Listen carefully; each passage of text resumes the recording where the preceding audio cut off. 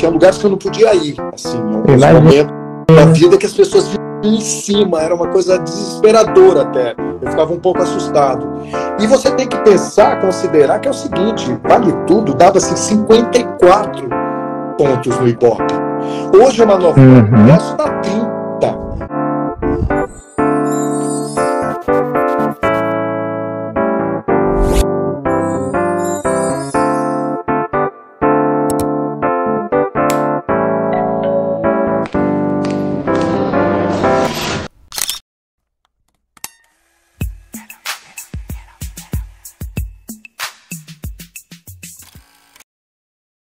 Gente, boa noite. Bem-vindos ao Momento de Expressão com Bruno Finazzi. Hoje é o Dia da Marinha no Brasil, que por sua vez comemora todos os anos nessa data os feitos heróicos daqueles homens que lutaram na Batalha Naval do Riachuelo, reconhecendo-os com exemplos e lembrando seus atos nas gerações que o sucederam.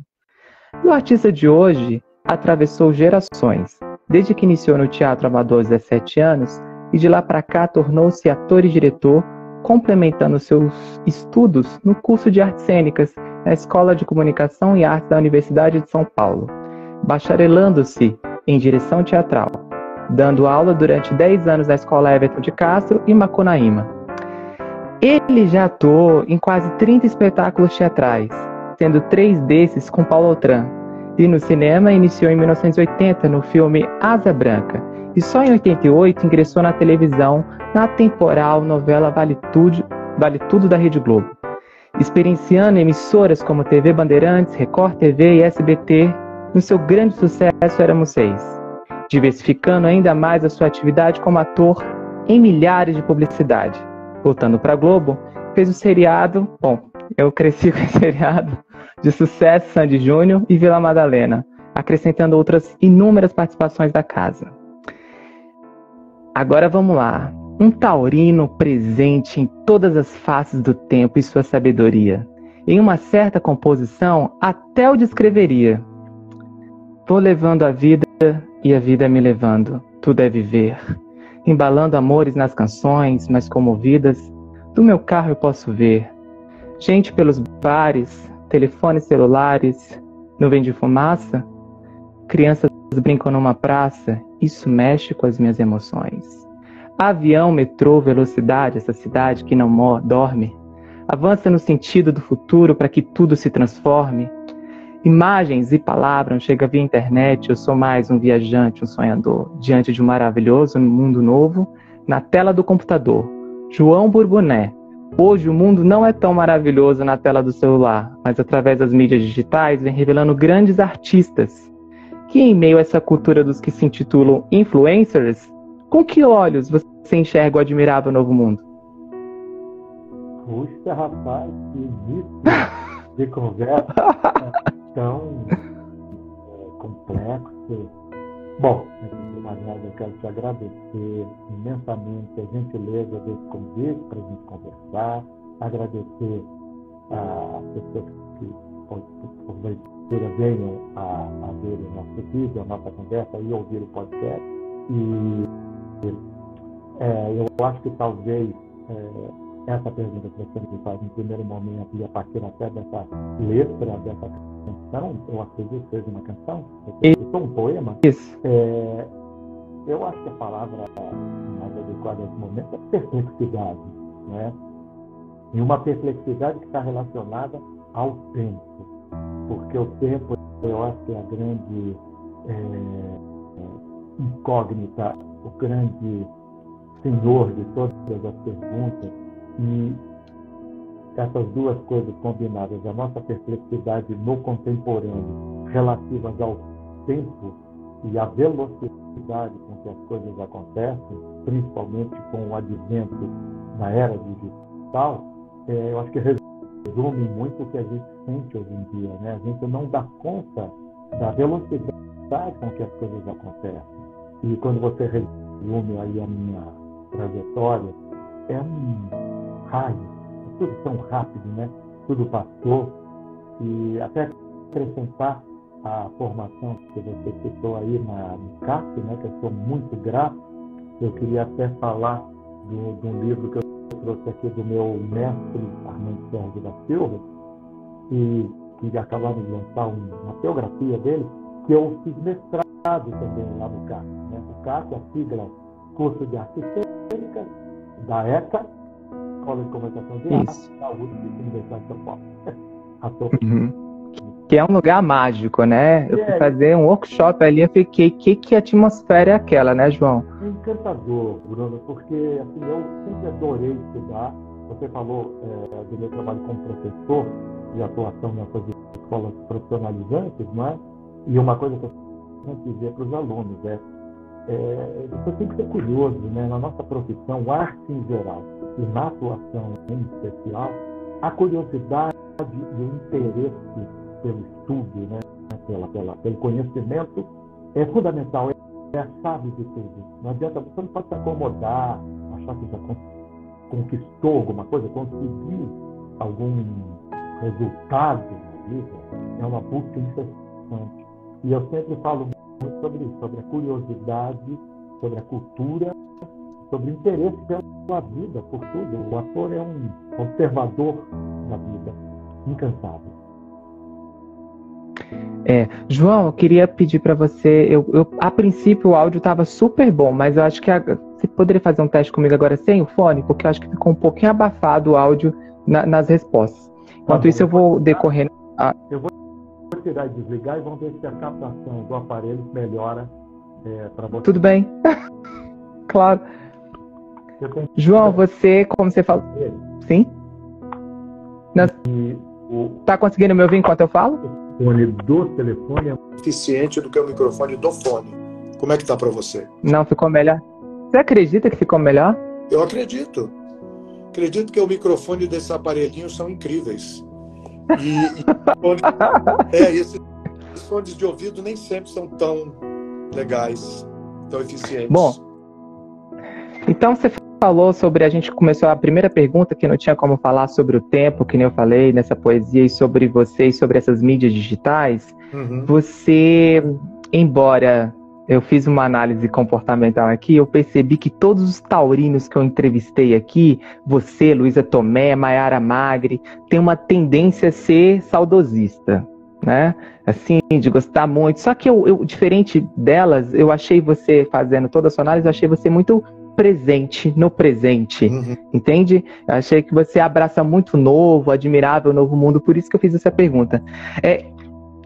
Essa geração influencer que se propaga, que se auto-intitula influenciador de algo, essa geração que usa as mídias para se propagar, porque hoje a grande mídia está na nossa mão, a gente não é tão refém das grandes, né, dos produtos de audiovisual mais.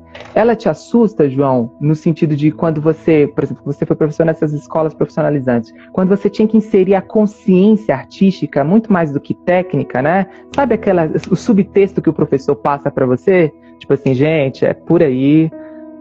Porque você sabe o cuidado que o professor te dá quando ele percebe que você tem algo a mais, você tem um interesse a mais, né? Quando você inserir essa consciência artística no meio dessa grande indústria que viria hoje, que está na palma da nossa mão, como que você lida como você lidou com esses alunos, assim, na inserção dessa consciência artística? Olha, assustar talvez seja um termo um pouco exagerado, como eu te disse, a complexidade, né? Até um encantamento mesmo, né, com tudo isso. A minha única preocupação em relação a essa questão do influencer ou da pessoa que se projeta digitalmente, porque existe um outro alcance. É muito curioso isso, porque até a minha geração, a projeção se dava por veículos oficiais, digamos assim. A gente dizia TV aberta ou imprensa, né? E, de repente, a rede social democratizou, a internet democratizou numa escala impensável até o nosso tempo essa projeção, né? Quer dizer, qualquer pessoa hoje se expressa, o que é muito interessante. Essa democratização é muito positiva em termos. E qualquer pessoa se expressa, se projeta e alcança exponencialmente um público jamais imaginado antes desse fenômeno que é a internet, essa capilaridade e esse alcance que ela tem. Ao mesmo tempo, eu só me preocupo o seguinte, eu acho, e talvez aí seja um pouco essa visão que você tem, que você disse dos taurinos, um pouco saudosista, no sentido que eu acho que é preciso lastro, sabe? Eu acho que é preciso que as pessoas saibam do que estão falando. Precisam ter um pouco de informação. Por isso que eu insistia com os alunos, eu dizia assim, qualquer pessoa pode ser ator, né? Qualquer pessoa pode ser artista. Agora, um artista, como você coloca, consciente, consequente, precisa ter uma certa gama de informações, tem um certo lastro, uma certa base. E aí talvez seja uma visão um pouco renascentista do conhecimento, né? Um pouco assim, ou até iluminista, né? Você precisa dominar um pouco o teu métier e a cultura, um pouco um cabedal de conhecimento para poder influenciar alguém. Eu acho que influenciar o outro só unicamente pelo alcance que aquela mídia tem, não vejo muito valor. Você está influenciando o quê? O que você está transmitindo, né? Qual é? Que influência é essa? Influência egóica? Você está mostrando um monte de gente o que você acha do nada. Eu acho isso e pronto, e as pessoas vão atrás. Eu acho isso aí um pouco uma armadilha, nesse sentido que eu digo, sabe? O alcance dessa nova mídia, dessa difusão exponencial que a internet permite é fascinante, mas eu acho que a responsabilidade de quem gera esse conteúdo aumentou na mesma proporção. Ou seja, é preciso saber do que você está falando. Você vai falar sobre teatro? Então, estude teatro. Vai falar sobre cinema? Veja cinema, estude cinema. Vai falar sobre matemática? Estude matemática. Não adianta eu ir na rede falar qualquer coisa sobre qualquer coisa para as pessoas acharem que você está coberto de razão sem ter a menor base sobre aquilo que você está falando. E não deixa de ser uma manipulação também. Desculpa, João. Dá para entender mais ou menos? Sim, claro. E não deixa de ser uma manipulação também, porque os algoritmos aqui, né, o tempo também, né, por ser outro, né, o tempo é totalmente diferente da televisão, né, da horizontalidade das coisas. Hoje está muito vertical, né? Sim. E o tempo, e esse tempo te manipula. Então, trend, né? A trend tem tal musiquinha que é a trend agora e você tem que usar. Então, tem toda uma manipulação também, as pessoas não conseguem enxergar isso. Sem dúvida. João, você é persistente na profissão e você já falou isso várias vezes, pois muitos não perpetuaram. O que se deve isso? Rapaz, essa é outra questão bastante... profunda? Olha, eu posso resumir, Bruno, da seguinte maneira. Talento você desenvolve. Talento você tem maior ou menor, mas você pode desenvolver. Você se dedica a aquele determinado ofício, aquela atividade que você escolheu, e você desenvolve. Vocação é outra questão. Vocação eu acho que nem todo mundo tem para determinadas coisas. E vocação é o que te faz fazer, é a vontade. Vocação é o que te faz suportar, tolerar todos os reveses que cada profissão proporciona. Não é só na arte. E no nosso caso, tem a particularidade da gente lidar muito com o efêmero, né? Quando você fala de teatro, por exemplo, quando o pano fecha, acabou aquilo. A gente não gera um produto material palpável. A gente gera um fenômeno que foi compartilhado pela plateia, e o fenômeno teatral só se dá desse encontro entre o ator e o espectador através da dramaturgia, ou seja, o que for que você queira incluir nesse universo da dramaturgia, que não precisa ser necessariamente palavra, mas uma dramaturgia corporal, por exemplo, como é o teatro contemporâneo. Esse encontro, ele vai ficar no coração do espectador e vai ficar na memória do ator, também da emoção dele de ter vivido aquilo com quem estava assistindo. E a gente lida com esse fugidio, essa coisa que não existe mais. Vai só existir na projeção.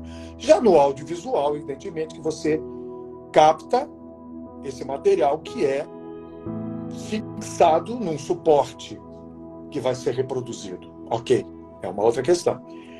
Então, assim, voltando à tua pergunta, vocação.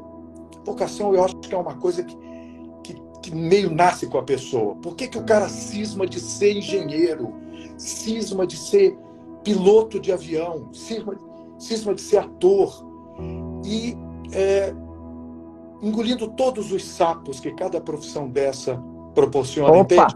Então a vocação é o que te faz continuar, né? E eventualmente, se você tem algum talento, você vai desenvolvê-lo, ou não tanto, não é? Através do estudo e através da prática. No nosso caso, é fundamental o exercício da atuação para que isso se aperfeiçoe, né? A troca com os teus colegas, com os outros artistas que trabalham com você. A nossa é uma profissão de troca, né? De outros entrevistados teus falaram muito sobre isso, né? Você está aberto para o momento presente, para o fenômeno que acontece quando você contracena. Isso é um grande tesouro da nossa profissão. E se a gente puder, como disse o Flávio Galvão, tocar um minuto o coração de alguém, levar essa memória de uma pequena cena, de uma fala que você disse num espetáculo, e essa pessoa levar para a vida, nossa missão terá se realizado de alguma forma. E isso muda a vida de uma pessoa. Mudando de uma pessoa, muda o universo, né? Porque cada pessoa é um universo. João, mas assim, agora vamos. Eu já não queria te colocar, mas vou te colocar na lente da verdade, é pra gente começar difícil e ficar tranquilo. Ai. Você foi o rei das publicidades. Você estourou de fazer publicidade, porque você diversificou muito bem a sua arte, né? Você aplicou no mercado, porque tudo tem arte. Aí volta aquela velha pergunta clichê que as pessoas falam, ai, mas isso não é arte. Sim, tem arte na publicidade. Agora, você, em algum momento, o que fez para te dar esse eixo de ligação para você nunca perder? Eu sei que é o teatro, mas sendo um pouco mais profundo, de você nunca perder essa sua... Porque, por exemplo, eu faço muita publicidade, né? E aí eu percebo que muita gente fica só colecionando trabalhos de publicidade no meu meio, no meu métier, como você disse, e esquecem, por exemplo, a questão da arte em si. O que eu tenho a minha manifestação artística? Ali eu estou manifestando minha manifestação artística para um produto no qual leva um outro nome, uma outra mensagem e no final que é isso aqui. Agora para uma mensagem maior, que também pode ser isso aqui, mas uma mensagem que nem eu no momento de expressão aqui, eu levo essa consciência artística. Qual foi esse fio condutor que você conseguiu para você nunca se perder? Ainda mais que você é um paulistano, né? O time é outro, a grana é outra, tem que ir ali, não pode perder tempo, para você nunca perder essa sua arte como essência, essa sua consciência artística, para não ficar só mais um produto do audiovisual, que na época era televisão, né? Claro. Não, você resumiu muito bem. Eu acho que tem um aspecto fundamental aí que a gente não pode ignorar e ser hipócrita, que é a própria sobrevivência, né? Você poder, através do teu ofício, também ter uma abordagem mais comercial de determinadas atividades. E eu, sem nenhuma pretensão, sempre encarei mesmo a publicidade como um trabalho de atuação que eu fazia tão honestamente e tão integral e integramente, como eu fazia uma obra de arte, de teatro ou de ficção. Eu, naquele momento em que eu estava no estúdio, fosse de um determinado produto ou outro, eu estava procurando entregar a minha atuação com a maior honestidade possível e seguindo as solicitações do diretor e tudo mais. Então, nesse aspecto, eu acho que não há nenhuma desonestidade. Eu acho que eu fiz de coração tudo que eu fiz nessa área. O que você me pergunta sobre o que me preserva, primeiro, eu acho que eu devo isso um pouco à minha origem, porque eu sou filho de uma cenógrafa e figurinista francesa que veio para o Brasil e se encantou com a cultura brasileira. Então eu costumo dizer que eu aprendi mais de Brasil com uma estrangeira do que com qualquer brasileiro que eu conheci. Porque ela tinha me apaixonado por um país e uma cultura novos que ela descobriu aqui, e ela ficou amiga de todas as pessoas da geração dela que faziam a grande arte brasileira da época, desde Paulo Altran, Antônia Carreiro, TBC, Arena, Boal, e aí artistas plásticos, desde Noema Mourão até Flávio de Carvalho, e aí passa por Yolanda Penteado, Titilo Matarazzo, e Dorival Caymmi, e a Bossa Nova. Então ela chegou no Brasil na era de ouro da cultura brasileira dos anos 50, ensinou a amar o Brasil e a cultura como ninguém. Então eu levo essa herança, então isso me ancora.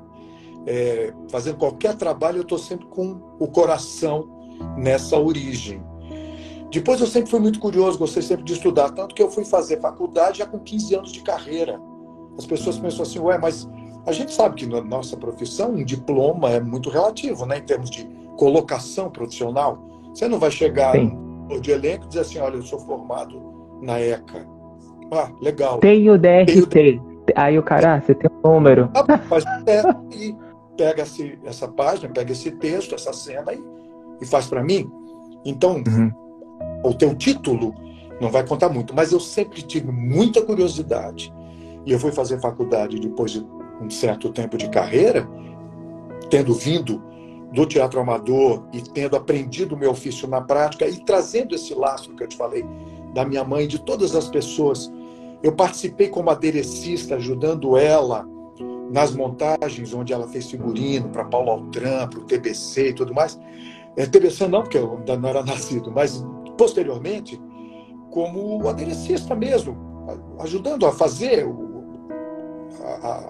os figurinos. E eu observava muito, né? Ficava olhando aquelas pessoas ensaiando, né? Ficava fascinado com aquilo. E nem pensei que fosse virar ator nessa época, porque eu era muito tímido. Eu fui ser ator lá com meus 18, 19 anos, que eu assumi mesmo.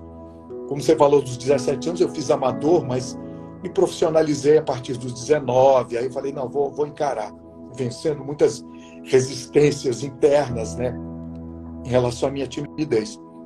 Então, 2 aspectos fundamentais, para não fugir da tua pergunta. Eu acho que esse lastro da minha mãe, desse meio onde ela me fez conviver, desses grandes artistas, e depois o estudo mesmo, né, que a faculdade me deu. Eu tenho uma saudade muito grande, eu adorei fazer universidade, tenho as melhores lembranças, né, do CAC, da USP e tudo. Até hoje, amigos e professores que vão ver espetáculos meus, eu vejo trabalhos deles. Eu acho que a gente tem que estar com o pé sempre no estudo. A gente não para nunca de estudar, né? Isso fica valendo para todo mundo que, se alguém estiver nos assistindo ou ouvindo que queira ser ator ou atriz, não esquecer que não para. É um estudo permanente até o fim da vida. Ou ser qualquer outra profissão que seja ligada à arte, né? Geralmente a galera fala, gente, arte é estudo, independente de qual área que você vai fazer um desenho, tem que ter uma técnica, tem que ter um estudo, tem que ter um mínimo de pesquisa. Nossa. João, você falou Dede Bourbonet, Bourbonet, que é assim? Bourbonet, que é o sobrenome, que é o sobrenome dela, Dede Bourbonet, que era francesa, né? E fez aniversário recentemente, era uma geminiana cheia de talentos. Exato. Vamos lá, você nasceu no Rio de Janeiro, como você falou, nos tempos dourados, numa era de ouro, no qual sua mãe francesa. Eu vou te perguntar, você era elitista? Isso te fez ser uma pessoa elitista? Não.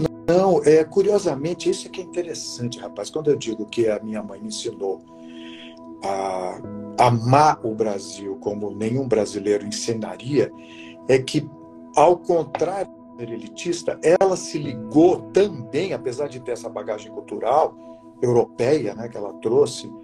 Ela, na verdade, universitária lá em Paris. Ela veio com um grupo da Sorbonne, um grupo de teatro universitário, mas ela tinha feito colégio técnico, numa outra área, na área de ciências.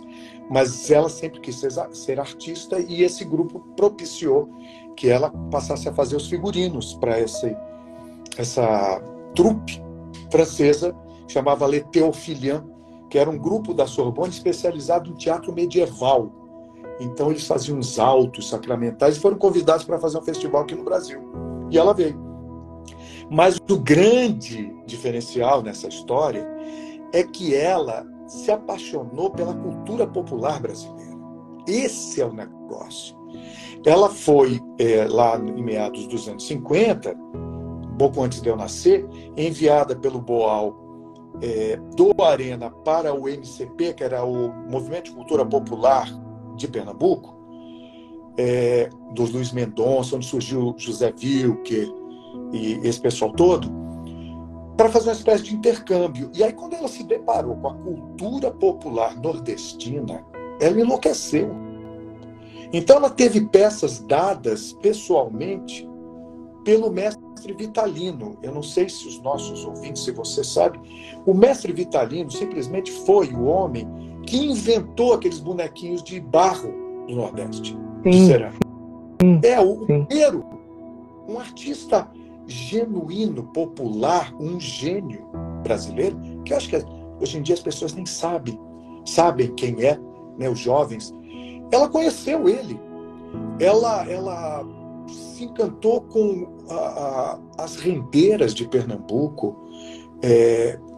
todo o trabalho de trançado, de gamelas, de cerâmica, e aí depois indígenas, e depois a cultura afro-brasileira do candomblé da Bahia, e foi amiga de Mário Cravo. Depois se ligou às escolas de samba do Rio de Janeiro, foi de comissão de carnaval da Portela, uma francesa. Ela é a própria tem francesa no morro, sabe aquela coisa? Não tinha como ser elitista, muito pelo contrário. E não tinha como eu ser elitista sendo filho dela, porque foi a pessoa mais apaixonada e mais encantada pelo povo e pela cultura popular que eu conheci na vida. Então é o contrário, entende? Entendo, mas ao mesmo tempo a gente sabe que a cultura no país, sobretudo aqui em São Paulo, ela é muito, como você falou, desses grandes nomes, né? Família Penteado, família Chateaubriand, todas essas famílias é muito elitista. No espetáculo Edifício que você faz, que você está em cartaz no Teatro Maria do Dé, nunca foi nesse teatro ainda. Passo Garganta, ali na Cesário Mota Júnior, na Vila Buarque. Eu quero aproveitar para convidar, temos só mais 2 apresentações. Eu estou vindo de Lagoa, mas aos domingos. Imaginei, sim. Para a gente não perder a nossa hora. E eu quero convidar as pessoas porque é a nova dramaturgia paulistana, com textos do Marcos Gomes e do Lucas Maior, e é um trabalho muito interessante que olha para o entorno da Vila Buarque e bebe dessas experiências urbanas o material para a dramaturgia que é levada lá. São formas breves, são peças curtas, encadeadas em temas como, no caso, o Edifício, que é o universo urbano, não é? Continua, desculpa te... Isso. E lá, não, é exatamente isso, você foi super pontual. Então, lá reflete as situações cotidianas que carregam vestígios da nossa herança colonial, que é onde eu quero chegar, mas também nossa resistência e solidariedade. Essa herança colonial é muito presente em todas as esferas do mercado artístico, infelizmente também. Você se considera um privilegiado por ser quem é? Sua mãe podia ter até esse apelo popular, uma mulher super maloqueira ali da cultura, uma francesa super maloqueira, mas você não deixa de ser um privilegiado, concorda, João? Concordo, não vou hipocritamente fingir que não, na medida que eu sou o que se diz o cis branco, né? Sim, exatamente. É óbvio que eu tive esse mercado na publicidade. Muito rico de cultura, rico de tudo, assim.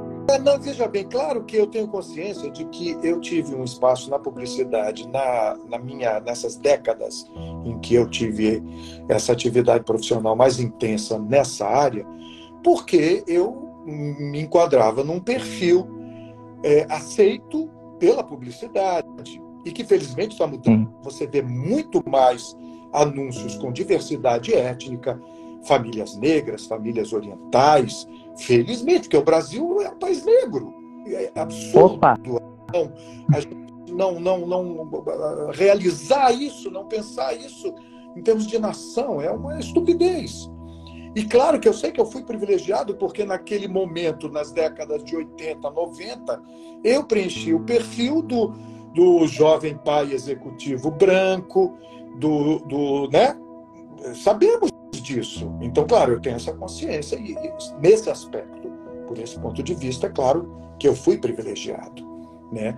E procurei não me acomodar a isso na medida em que as minhas ambições não estavam reduzidas a ser um ator de publicidade e que eu aproveitava eventualmente esse privilégio para ganhar minha vida e que, inclusive, propiciar que eu estudasse ou fizesse peças, por exemplo, que não davam um retorno financeiro. E garantir outros trabalhos também, né, João? Porque no Didi você entrou no filme deles depois por eles verem o seu comercial, correto? Foi uma coisa fantástica. Eu agradeço ao Dedé Santana até hoje. Ele viu um comercial que eu fiz de um barbeador. Ele achou o tipo perfeito para o que eles queriam, que era novinho. Novinho, né? Aquela carinha de bebê. E um filme muito bem feito, muito interessante, muito engraçado. Isso em 86, sei lá, Copa do Mundo de 86. E foi muito bacana isso, você vê, o desdobramento que a publicidade deu nesse aspecto. Ela me deu visibilidade para que o Dedé Santana visse, entrasse em contato com as minhas agentes e dissesse, poxa, esse cara é o tipo perfeito para o que a gente está querendo lá no Atrapalhando a SWAT, que foi o filme que os três fizeram sem o Renato Aragão. E que eu tive o grande prazer de ser o par da Lucinha Lins, que é minha amiga até hoje, que eu amo, admiro, né? Uma grande atriz, uma grande artista, e tantos outros companheiros, tantos colegas que até hoje a gente conversa, tá aí de Arco Verde, e um monte de gente bacana. E quando eu raramente encontro, mas tenho oportunidade de encontrar o Dedé, eu sempre agradeço a ele essa oportunidade. Que marcou o corte ali do Didi com o Dedé, né, naquela época. Eles, mas João... eles foi fantástica. Foi maravilhoso. João, mas voltando, só pra gente costurar esse arco aí que você falou sobre a questão eu falei, né, mas não era nesse sentido, é porque eu quero chegar numa ideia agora que eu queria a sua visão de sabedoria, uma visão que já passou por todas essas visões de governo, de sistema, de geração, então você tem uma visão muito maior do que a minha geração tem, né? Esse empoderamento hoje e essa visibilidade, como você disse, no qual que foi negada no passado para as pessoas pretas, a diversidade, né, pessoas trans e tal, enfim, toda essa pluralidade que é o Brasil, você era um padrão da época e você confessou, e já está tudo certo, que era realmente beneficiado por ter esse arquétipo, e aí a culpa não é sua. Hoje em dia, o mercado publicitário ele está muito focado na diversidade, né? A tal ponto que você liga uma televisão, hoje a pessoa num elenco, uma pessoa branca e considerada cis, heteronormativa, é uma perto de toda uma pluralidade. Você acha que é um caminho, está na forma justa, correta, ou você acha que falta uma equiparação? Porque é aquela história de 2 pesos e 2 medidas, né? Nem mais, nem menos, nem cair nos seus excessos. Eu queria a sua visão sobre isso, porque é um tema tão a ser discutido, porque muita gente fala, né? A Eliana Gutmann, maravilhosa, nossa amiga, falando, não, acho maravilhoso os pretos estarem no poder e tal agora. Concordo também, mas aí é a questão da equiparação, entende? A galera que é ruiva, da galera que é trans, da galera que é não binária, enfim, todos os gêneros aí. Eu queria que você falasse sobre isso. Não, a sua visão. Claro, não. A minha visão é a seguinte, eu sou pela equiparação em todos os sentidos, óbvio. O que a gente tem que atentar nesse caso, Bruno, é o seguinte, que a publicidade ela tem outros interesses. Ela só está incluindo a diversidade porque para ela mercadologicamente é conveniente hoje. Porque e não tem como negar mais, né? Lógico, exatamente. Não tem como ir contra um público consumidor. Se você tem uma gama de pessoas, uma faixa que se amplia de consumidores, que inclui uma diversidade, a publicidade vai olhar para essa gente. Para eles é mercado. Então, eu acho que a gente deve trabalhar, sim, com essa equiparação, mas do ponto de vista da nossa sociedade, né? Não do mercado publicitário ou do consumo.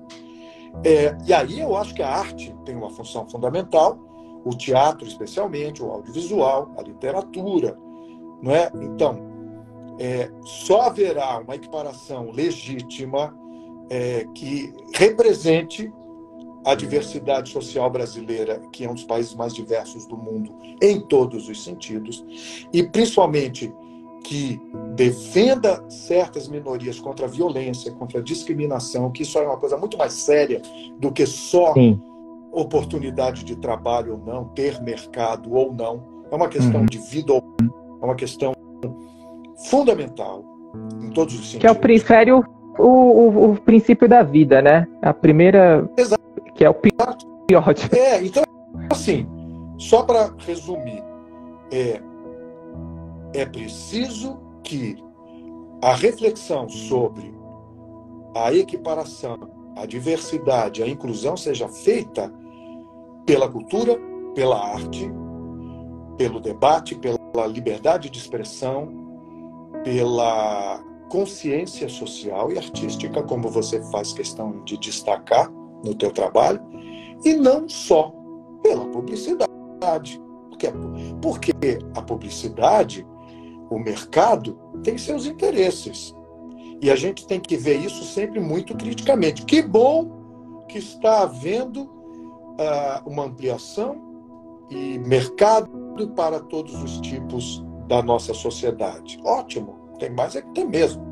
Agora, não podemos confundir isso com uma inclusão legítima e com um entendimento e uma aceitação dessa diversidade.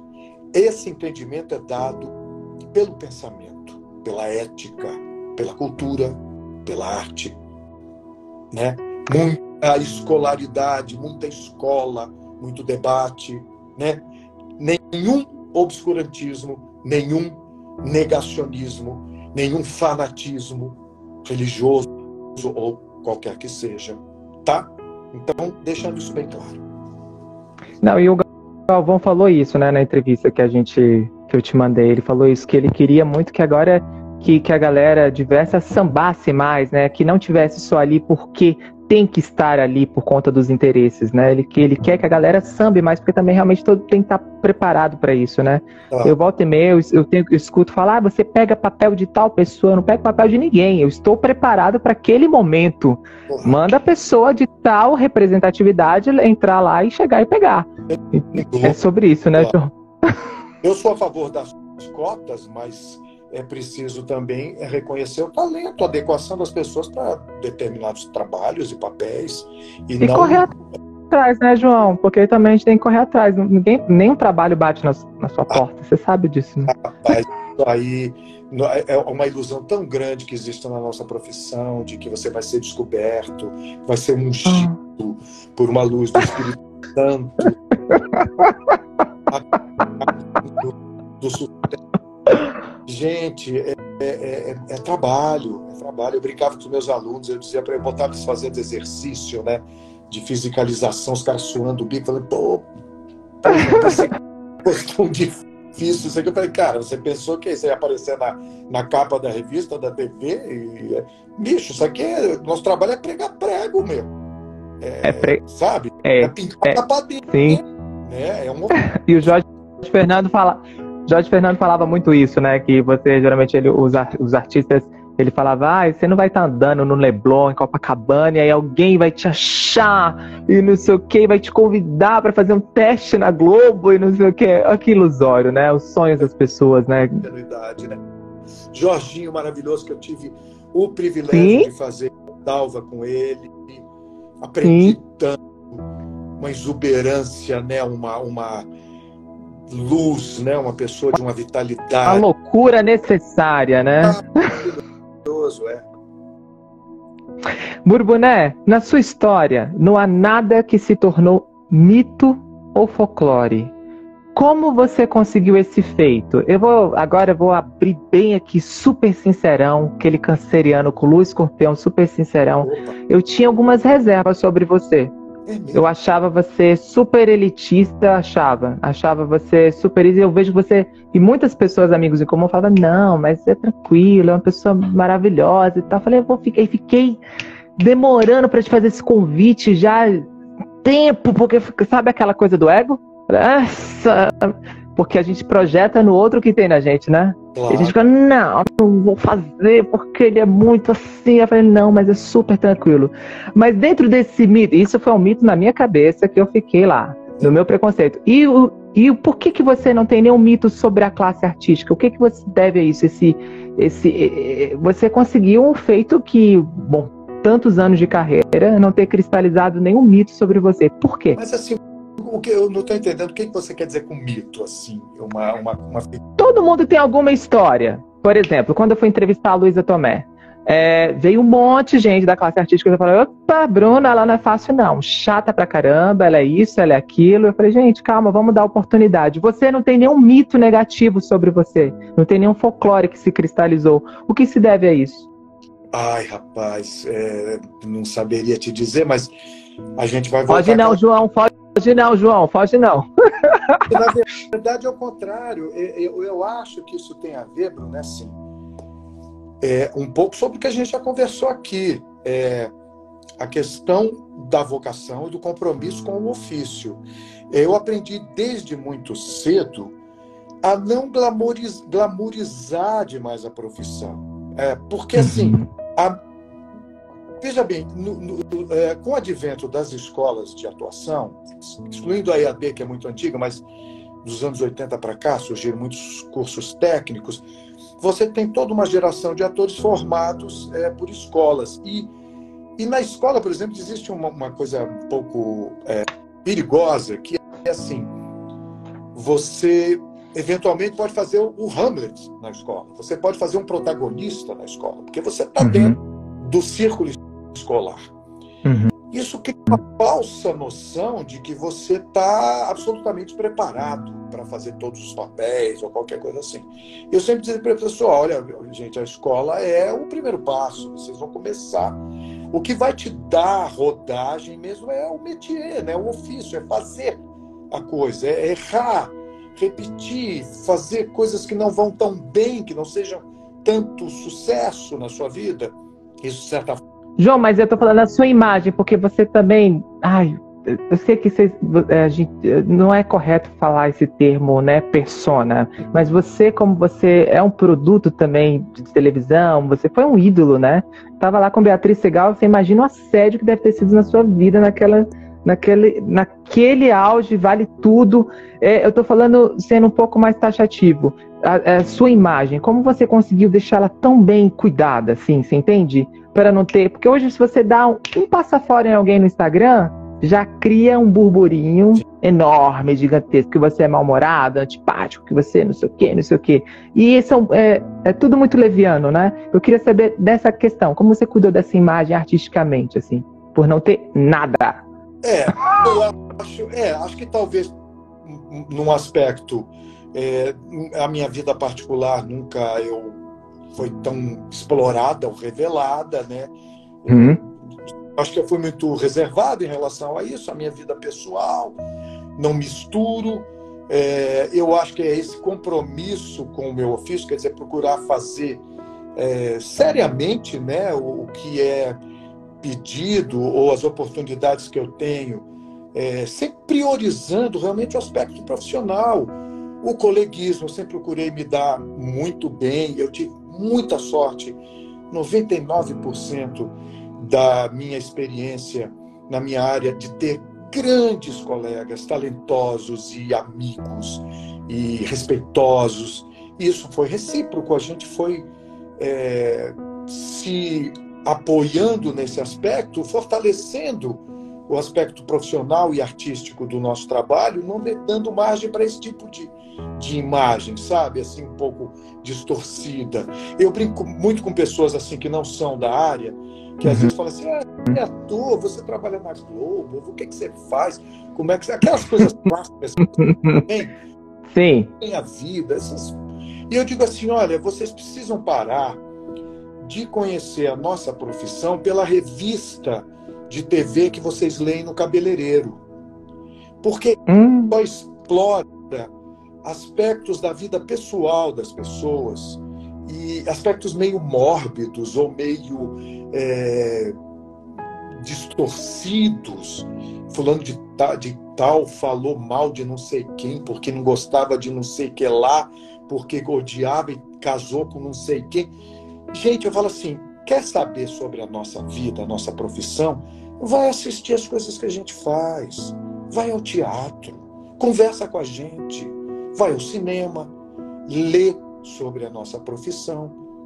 Não fica ligado em fofoca, em gente que explora esse tipo de aspecto menor da nossa atividade, né?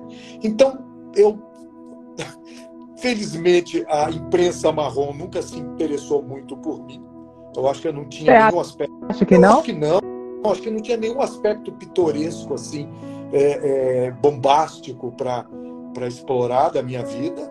Então, ou não ligavam para o que eu estava fazendo, ou não ligavam para a minha vida, o que tudo bem também. Tinha outros para eles poderem arrancar mais, né? E criarem histórias, né, João? Os astros, os globais, todos esses que eles iam ficar... eu acho que Fagundes lida muito bem com isso. Ele diz assim, olha... Muito, exatamente. Richelli, teu brother lá. Richelli, também. Querido, assim, para falar da minha vida pessoal, vocês dão 10 páginas. Para falar do trabalho que eu estou fazendo, da peça que está em cartaz minha, vocês dão uma linha. Né? Então, assim, tá certo ele.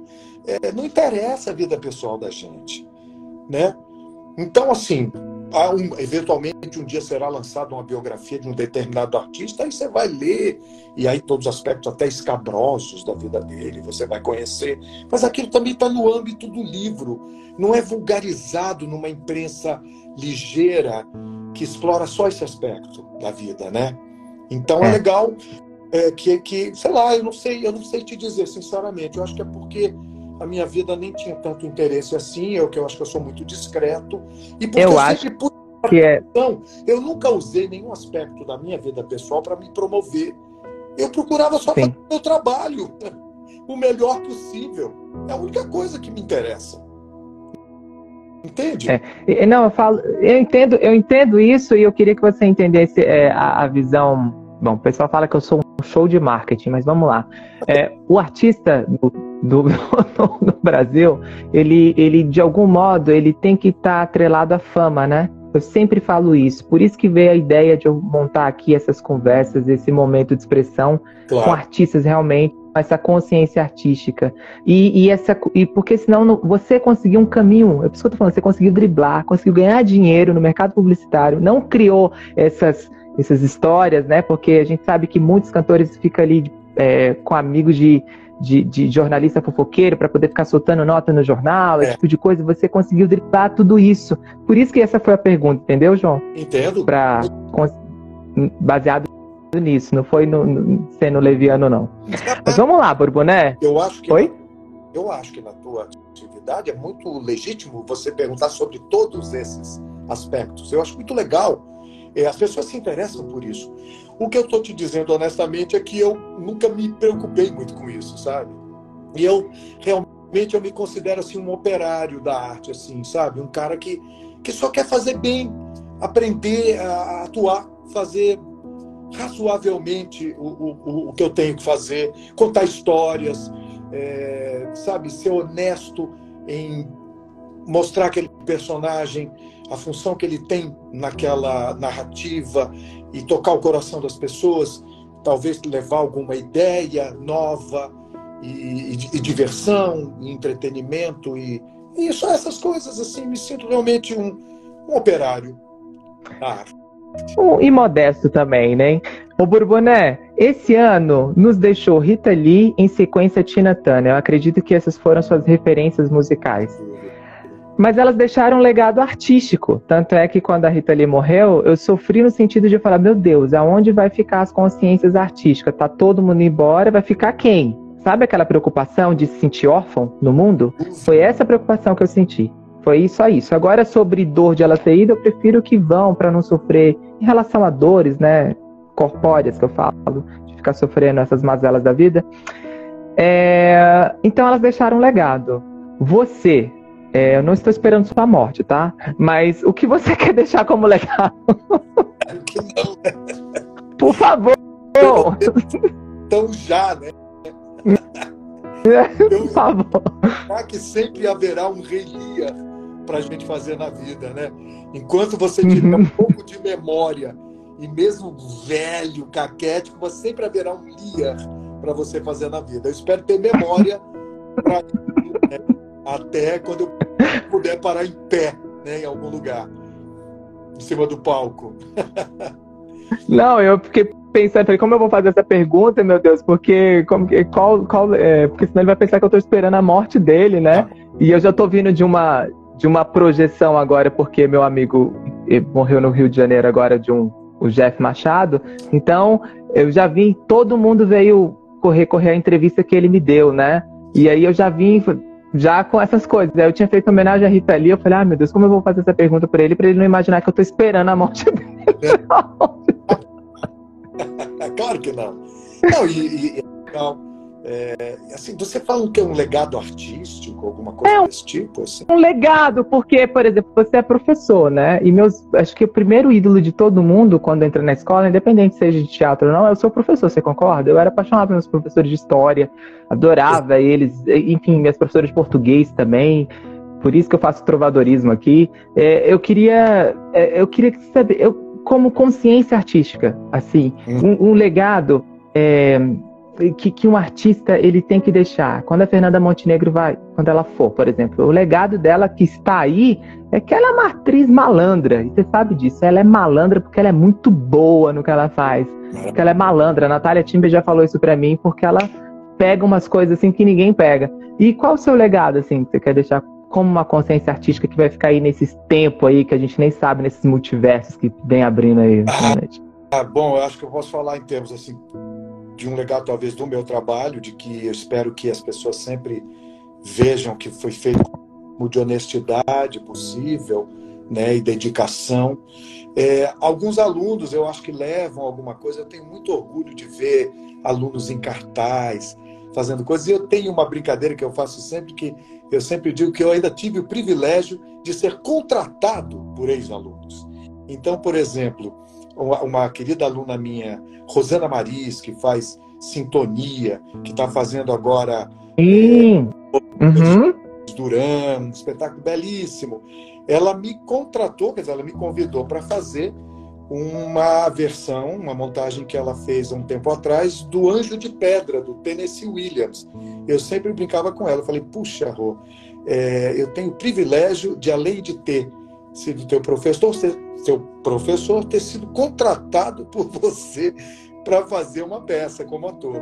Assim como o Didio Perini, que hoje mora em Portugal, que me convidou para fazer Toque Toque, que é uma comédia extraordinária, incrível, um sucesso louco, né? Uma peça francesa incrível, e também um ex-aluno que continua atuando, e muitos outros. Então, eu acho que há esse legado, talvez, do professor, embora eu não me considere muito professor. Eu estive professor e sou mais um aprendiz. Eu aprendi mais com eles do que eles comigo. Eu acho que é uma troca, e foi fascinante poder dividir um pouco da experiência com esses novos que estavam chegando e que continuam aí, tantos que estão fazendo carreira e trabalhando maravilhosamente. E eu espero, né? Como eu te falei, o teatro deixa aquela memória no coração, né? É uma coisa que não há um registro. Hoje em dia as pessoas gravam as peças, mas também não tem muito sentido, né? Essas gravações servem só como registro e, eventualmente, para você estudá-las ou qualquer coisa do tipo. Porque o fenômeno teatral é uma coisa que só acontece ali naquele momento. É única, E isso fica no coração das pessoas. na memória. E o audiovisual, né? Hoje tem muito, né? O suporte da obra está ali, né? Vai permanecer, e isso talvez seja um legado também, né? Eu espero isso, que as pessoas consigam depreender desses trabalhos que elas vejam no futuro o meu amor por aquele ofício e o meu compromisso, né, com esse trabalho da maneira mais honesta e dedicada possível. Não, e é amor e compromisso mesmo, porque só para ter amor para seguir na carreira que a gente faz, né? João, recentemente, como eu falei, meu amigo Jeff Machado teve sua vida interrompida no Rio de Janeiro por um ex-assistente da Globo que chocou o país. Você já foi vítima de falsas promessas no início da carreira? Esse crime... Essas 2 semanas eu fiquei um pouco parado, eu tinha que fazer com outras pessoas, e aí, né, a gente ficou também paquerando eu e você junto para poder alinhar a agenda. Sim. Que bom que deu certo aqui, mas não foi uma coisa muito natural, né? A gente viu uma pessoa que foi encontrada num baú, uma atrocidade, lindo de viver, assim, com 1000 coisas. Agora estão tentando queimar a imagem dele em relação à sexualidade. Sempre a sexualidade é a tônica dessas imprensas marrons, né? Sempre. E eu queria que você falasse assim, você é bonitão, lindo de viver, lindo, lindo, lindo, lindo, lindo, com a Beatriz Segal, junto com o Richelli ali. Eu fiquei pensando, eu falei, e a Beatriz é canceriana, eu falei, gente, será que ela não se apaixonou por eles, não? Porque em cena, né, muito tempo, por mais que os textos eram difíceis, né, Vale Tudo, Gilberto Braga, é muito texto, é a palavra ali todo o tempo, o diálogo, mas como é que foi para você entrar assim no audiovisual? Você lidou com muitas falsas promessas? Porque hoje em dia, e eu falei isso no meu canal, que essa minha entrevista vai estar no canal, o cara às vezes limpa chão na Globo, o cara é cabeleireiro, o cara faz umas coisas assim, o cara se diz que é produtor, e aí aquece esse mercado, aí ilude pessoas e ganha dinheiro. O Jeff, o cara já tinha ganhado 18 mil reais. Como você conseguiu...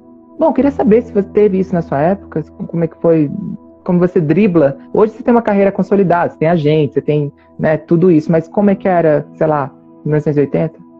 Olha, eu pelo menos posso te dizer que eu tive o privilégio de nunca ter nenhum tipo de constrangimento desse tipo na minha vida profissional, no meu trabalho.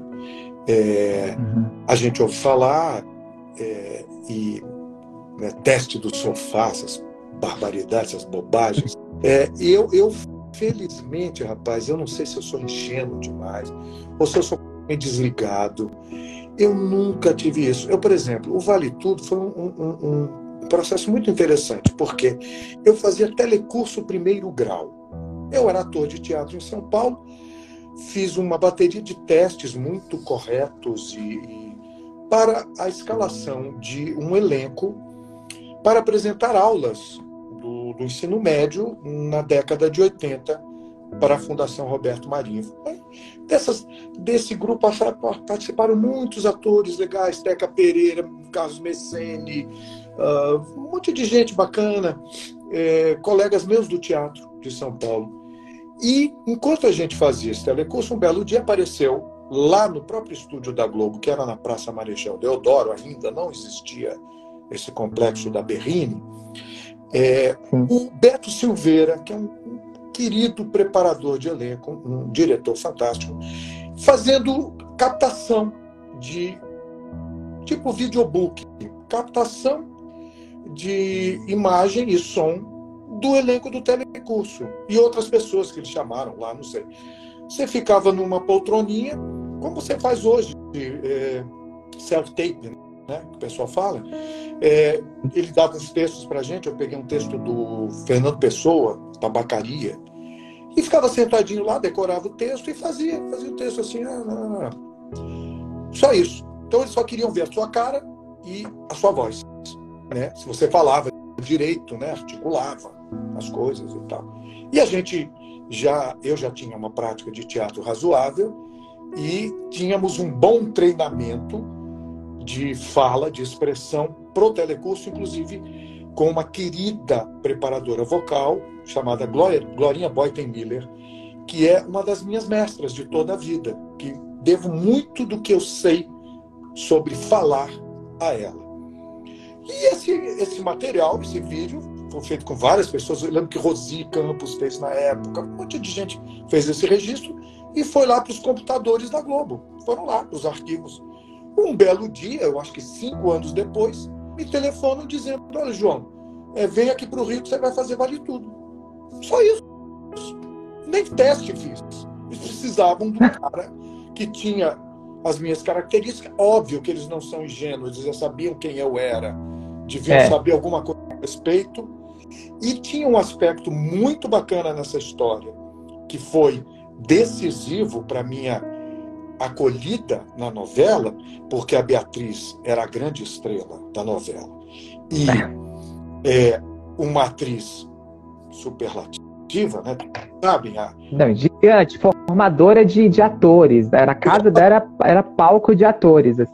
Uma pessoa preparadíssima, cultíssima, exigentíssima, né? E é temida por isso, de alguma forma. Sim. Mas uma peça com a Beatriz Segal.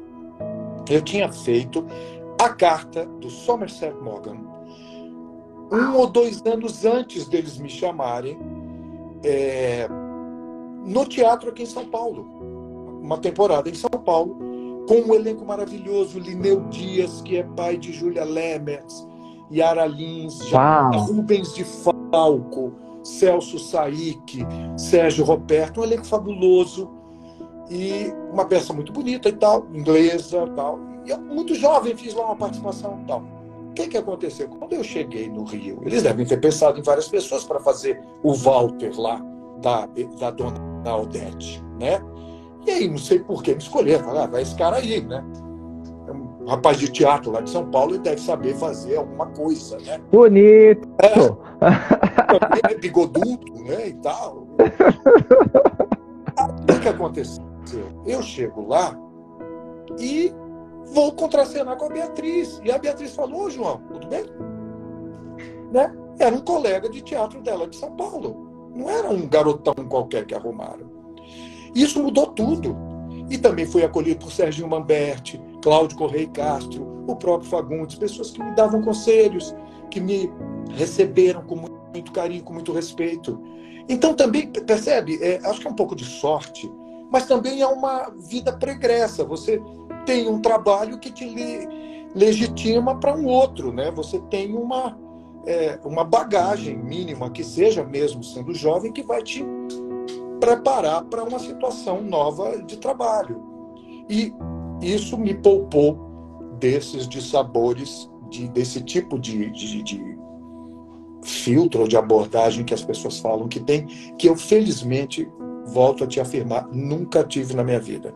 Nunca tive nenhum tipo de constrangimento, querendo misturar o pessoal com o profissional. Se você fizer isso, você faz o trabalho. Nunca. Felizmente. E eu acho que isso tem a ver também com o meu lastro, com a minha vida pregressa. É assim. É um ator do Teatro de São Paulo. Não é um moleque que pegaram pela rua aí para dar uma chance. Né? Então isso eu acho que é uma coisa importante de ressaltar. Se você está comprometido com o teu trabalho, com o teu ofício, e como diria Shakespeare, estar pronto é tudo, quer dizer, você está minimamente preparado para a oportunidade que surge. E hoje, quando eu vejo o que eu fiz em Vale Tudo, eu falo: gente do céu, não sabia nada. Ok, mas você se joga, né? É isso, você vai com o que você tem.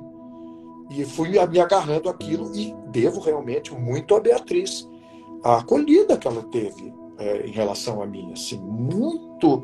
Ela me protegeu, de certa forma, na novela. Foi fantástico, entende? E Burboné, é engraçado, você carrega. Eu não assisti Vale Tudo, né? Eu sou de 91, mas eu vi muitos teasers, tem um vivo aí, né? Eu falei: gente, você vai carregar para sempre o estigma de ser o Michê da Odete, né? Inevitável, isso não tem jeito. É a força da televisão, né? Não tem como, né? Eu acho que foi uma das experiências onde eu tive a maior amostra do que é a popularidade da televisão. Assim, tinha lugares que eu não podia ir, assim, em alguns momentos da vida que as pessoas em cima, era uma coisa desesperadora até. Eu ficava um pouco assustado. E você tem que pensar, considerar que é o seguinte, Vale Tudo dava assim 54 pontos no Ibope. Hoje uma novela dá 30. E olhe lá, né? 25. Vale... Não existia internet e todo mundo via televisão. E aí, de repente, a novela de maior sucesso da TV aberta. Então, era assim, era uma coisa maciça, né? Então, Gilberto Braga, né? Quando você vinha, Gilberto Braga já tinha vindo de um sucesso que era assim, a moça não, ai, meu Deus, a Escravizaura, que foi um sucesso. Exato. Monstruoso, que eu não vivi, mas eu escuto falar até hoje que o que foi aquele sucesso Escravizaura. Então, via que era um texto do Gilberto Braga, você já parava para falar, não, vem texto aí, vem uma boa novela, vem um bom elenco, né? Então tinha uma força muito grande. Alcance avassalador da televisão, né? Que era, assim, mais da metade do Brasil assistia aquilo. Era uma coisa impressionante, né? Difícil de avaliar hoje, né?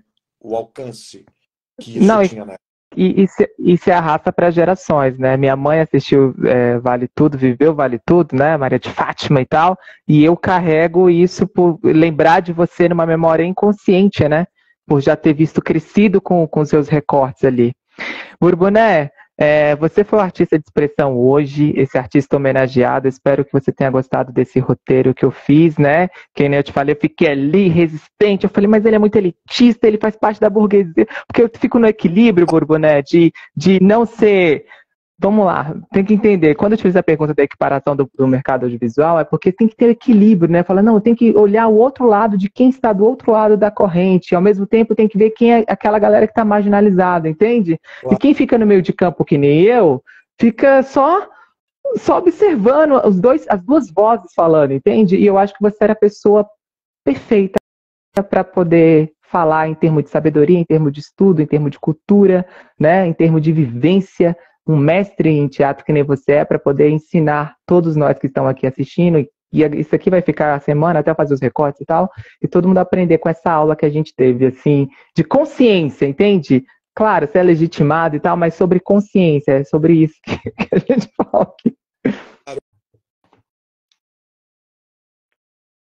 Eu espero ter podido falar alguma coisa que fosse aproveitável, porque são tanta o nosso ofício de atuação é tão rico, tão complexo, tão sabe, passível de pesquisa, né, de observação constantes, né? O tempo todo você tem que estar atento a tudo.